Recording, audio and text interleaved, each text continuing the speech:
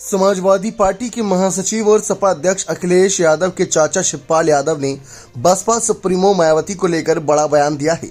उन्होंने कहा कि मायावती भारतीय जनता पार्टी के लिए काम कर रही हैं और उनके इशारों पर ही टिकटों का बंटवारा भी कर रही हैं। शिवपाल यादव बदायूं पहुंचे थे, जहां उन्होंने अपने बेटे आदित्य यादव के समर्थन में चुनाव प्रचार किया। इस दौरान उन्होंने पत्रकारों से बात करते हुए बहुजन समाज पार्टी की मुखिया मायावती पर जमकर हमला बोला। मायावती की तुष्टीकरण के आरोपों पर शिवपाल यादव ने कहा कि उनको ये पूछिए कि तुष्टीकरण जो भारतीय जनता पार्टी कहती है अब ये कहने लगी हैं। उन्होंने यहाँ जितने भी टिकट दिए वो भाजपा के कहने से दिए हैं।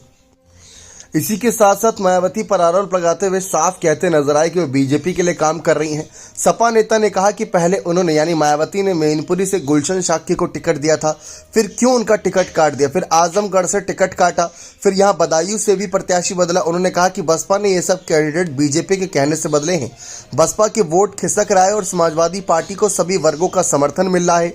भाजपा ने किसी समाज के लिए काम नहीं किया, लेकिन केवल विघटन की राजनीति की। केवल इन्होंने भाई भाई को तोड़ने लड़ाने का काम किया है। इसलिए पूरे देश की जनता इनसे नाराज है। इसलिए भाजपा वाले बौखलाए हुए हैं। आरक्षण और तमाम बातों को लेकर भी, जातीय जनगणना के मुद्दे पर भी यहाँ पर उन्होंने अपनी बात रखी। सपा नेता शिवपाल यादव के बेटे आदित्य यादव बदायूं लोकसभा सीट से चुनावी मैदान में हैं। इससे पहले सपा ने यहां से शिवपाल यादव को टिकट दिया था, लेकिन बाद में उम्मीदवार बदल दिया। बदायूं में तीसरे चरण में 7 मई को वोटिंग होनी है।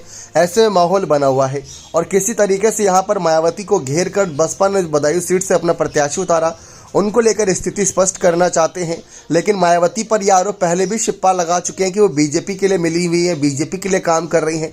जबकि हाल ही में आकाश आनंद को लेकर खबरें सामने आई थी कि उन पर एफआईआर दर्ज हुई थी, जो कि भाजपा के द्वारा कहीं ना कहीं उनके जो बयान थे उसको ध्यान में रखकर की गई थी।